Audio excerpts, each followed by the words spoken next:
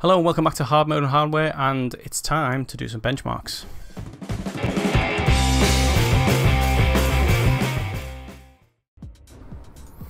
Okay, we're going to start out with some technical benchmarks first.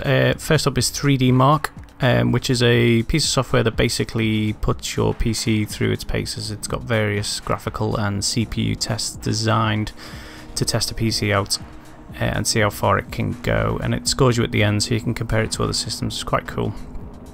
First up is Firestrike, which is a popular benchmark people use these days, and I've run each of these tests in 4K and 1080p. All of the tests will be the same, so green is 4K, red is 1080p. Don't ask me why the bars have ended up the wrong way around. It's the software I use, who knows. So anyway, as you can see in Firestrike, for FPS, 1080p really outstripping 4K in a lot of tests, as you'd expect. There's no shock there. The only one you can see is the same is the physics test, and that is because it is mostly loaded onto the CPU. The graphics is kept roughly the same so that the GPU doesn't have to work at all. So as you can see, it's very slightly higher at 1080p, and that's, oh, if I did the test again, 4K might come out a bit higher. It could just go that way. Graphics test, 121 frames per second, really good score. 39.15, not so bad for 4K. 89.99 for the 1080p on the second graphics test, and only 24.69, which isn't great, but as I said, these are designed to test the PC. It's not real world tests really. Combined scores quite low. That's mainly because the CPU is not optimal for these kind of tests. Moving on to the scores for 3D Mark, you've got the graphics score obviously in 1080p vastly outstripping 4K, and that's because the 1080 Ti is just absolutely running away with 1080p. There's not much you can do with 1080p that will really test it too much. 4K, not a bad score. 4581's not terrible. In physics, again, as you would expect, roughly the same. That's because it's all loaded onto CPU again, so you could do it again and it could be flipped around. Combined test, again, quite low. Not drastically low for Firestrike Extreme, but roughly half for 4K, and that's because it's both graphics and CPU, so it is obviously going to be lower at 4K because it's working harder. Overall score, I didn't get a result because I did a custom test for Firestrike Extreme, Ultra, sorry. It didn't give me an overall result for 1080p. I estimate it somewhere in the 15,000 to 19,000 mark. That's what it is on Firestrike Extreme. Just Ultra won't give me a score for whatever reason. Moving on to another 3D Mark famous benchmark is the TimeSpy benchmark. A lot of people use this. It's very similar to Firestrike in the tests it does, just ever so slightly different. So first graphics test, obviously 89.59 for 1080p, less than half, far less than half for 4K, only 29.74. 72.69 frames per second in the second graphics test for 1080p, and 26.36 for 4K. These are average frames per second over the whole clip that it runs.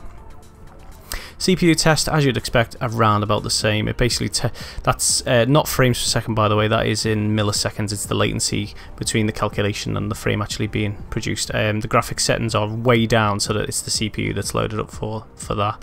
TimeSpy Extreme, you can run at 1080p and gives you a final score, which is good, which you'll see in a moment.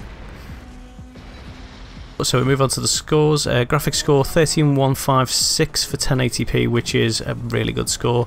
4581 not great, but not terrible for 4K. CPU score yet again level pegging, and the overall score over double for 1080p over 4K. As you can see, if you're running anything on 1080p, you're not really going to struggle on my machine. 4K depends what you're running, but when we move on to the actual proper game results, you'll see the difference. It means you'll be able to see what you can do at 4K with this machine. So next up, we've got some gaming benchmarks. Well, not really. We'll start out with the GTA 5. That's Grand Theft Auto 5 graphics benchmark, which is the benchmark you can operate from the settings menu to make sure that the graphic settings you've put in place will actually work on your system. So starting off with the minimum settings, you can see the minimum frame rates, I should say. You can see that the minimum frame rates are all over the place. Some of the passes are the same for 4K and 1080p, which is odd. Maybe it's down to CPU at that point, but as you can see, 12 is the lowest, going up to 48 for the highest for 1080p, and then the lowest being 12 again for 4K, but up to 25. Minimum frame rate's not a great indicator. There's moments where the graphics will drop out because it's gone too high, or for various reasons it might be, but you can see that the minimums are quite low. They're below playable for both really but this is just a graphics benchmark. If we take a look at the maximum frame rates, however, it's a bit more of an indication. There's some odd results in this one, but as you can see, the maximum frame rates for 1080p consistently good. Lowest is 88 frames per second, highest is 133.9-ish. As you can see in Pass 2, weirdly 4K does better by 13 frames per second, which is just bizarre. Also, Pass 3 and 4 keeps up with the 1080p, which is also odd. It just shows that it's dependent on the game. As with GTA 5, there are moments in those graphics benchmarks where 4K, it's optimized so that 4K will run just as good as 1080p basically, and if I run these benchmarks again, it's likely that we'll get exactly the same results, or possibly 1080p higher or lower. It's clearly been optimized to use as much of the graphics card as possible without slowing the game, so with those maximum frame rates you can see they're not too bad at all.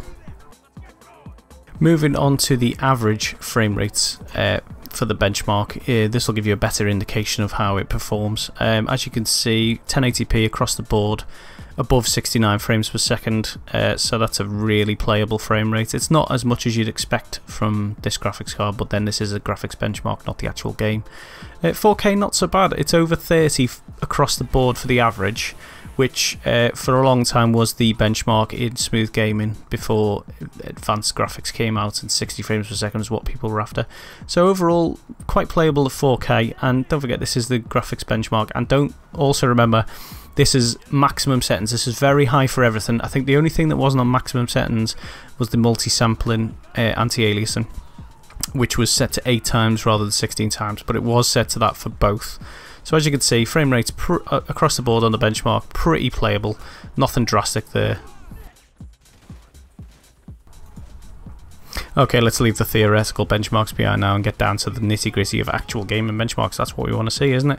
So, starting with Grand Theft Auto 5, I played the first mission through on 4K and 1080p. This is the opening mission before you get into the game proper. As you can see, average frames per second on 1080p, ridiculously good. 128.72 frames per second average. More than playable, beyond what you'll notice the difference if you went higher or lower. 148 frames per second, 158, you wouldn't even notice. As long as you've got a high refresh rate on your monitor, it's going to look absolutely fantastic. 42 frames per second average for 4K, not so bad. Still very playable. While I was doing the test, I didn't notice any dropouts or anything like that. So it was completely playable, which was fantastic. Again, on the highest settings. Minimum frame rates 47 for 1080p. That could just be a text screen or something I've recorded by accident. I haven't examined the frames, so I don't know why it's dropped that low. I don't think that's generally how low it runs. And minimum for 4K 21, again, could be the same excuse. Highest frame rates 269 and 268. That must be some sort of cap that it's hit, because it's ridiculously quick, and again that could be some scene that is just so static that the graphics card is just churning those pixels out and it's just skewed the result, but it is impressive nonetheless. Game on 4K completely playable, but 1080p 144Hz monitor, it's just a great game to play, and as you can see it performs well. So our next game is Doom. Again, played the first mission up to the end of the first gore nest, if you know the game. As you can see, frames per second, 1080p, 111.14 average, which is just fantastic. Again, this is on the normal API, this is not on the Vulkan API, because I had trouble trying to actually get a benchmark, but I know the Vulkan API is even quicker than this.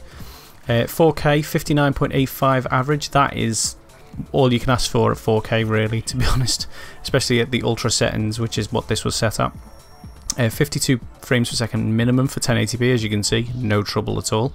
42 frames per second for 4K, again not that bad, totally playable, and the maximum 197 frames per second for Doom, and I can tell you that it quite often peaks around 130 for a lot of the game. 61 frames per second maximum for 4K. I think 60 is what you're going to get anyway, because HDMI only puts out 60 Hertz, and you can't really see 60 frames per second any better than 60 frames per second. So there you go. Yeah, so as you can see, great frame rates on Doom on ultra settings across the board.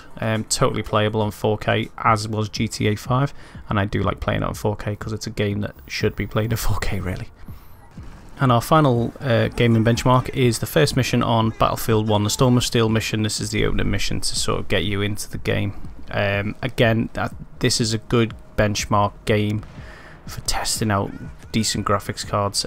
This is the newest of the 3 games, unless I'm mistaken, and probably the most taxing. So let's have a look. As you can see, the average frames per second, 1080p, 75.84, really not that bad at all, completely playable. You might expect a bit more, but again, this was on the highest possible settings, and it's totally playable at those settings. Average for 4K, 23.92. Now, I didn't struggle. I don't know if it's just me making up for the fact that I'm testing my own PC. Probably is. But yeah, it was playable at 4K. Definitely more playable at 1080p. Minimum frame rate of 4 for 1080p. That has got to be a mistake. I think that might be one of the text screens again I've recorded. 14 for 4K, which is more likely to be actual gameplay drop. Maximum frames per second, 1080p, 117 frames FPS, which is pretty good. But obviously the maximum frame rate doesn't mean nearly as much as the average, but the fact that it hits 117 is pretty damn good. And 46 for 4K. I don't know, maybe I'm just used to 30 frames per second, but 46 is not too bad for the absolute maximum settings. Basically, if you drop these settings down a touch, just some of them to high, maybe some of the ambient occlusion or the shadows down to high rather than very high, this game will run buttery smooth at 4K as well, as you would expect for a 1080 Ti. It's a great game, and to be honest with you, I wouldn't mind dropping the settings down a little bit if I was playing it on 4K, but frankly I always play on 1080p, so I will just carry on at full settings. As you can see, it runs pretty well. Okay, well that's where my machine is at the moment. As you can see from various popular benchmarks that a lot of people use, it's kind of a good way to test a new machine. If you've got a new machine build, throw these benchmarking programs on, and various popular games. They're not all the newest games, but they are good benchmark of a system still. As you can see from some of the numbers, they still test the system even now. So if you like this video, don't forget to pop a comment below and let me know what you think. Drop us a like and a share and subscribe if you haven't already, if you want to see more of these videos. It really does help me out.